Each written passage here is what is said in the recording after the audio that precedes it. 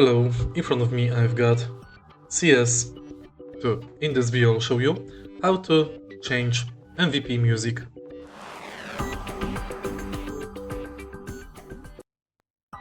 In the beginning, let's go to Loadout.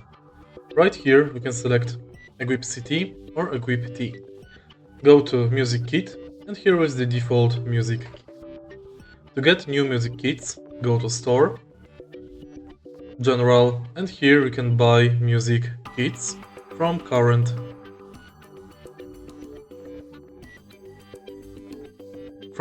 pool. You can buy them with stat track or without stat track. Also, you can go to Market and search for music kit.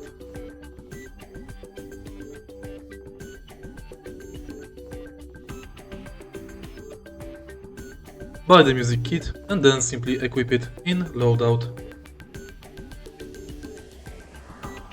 If you find this video helpful, please leave like, comment and subscribe.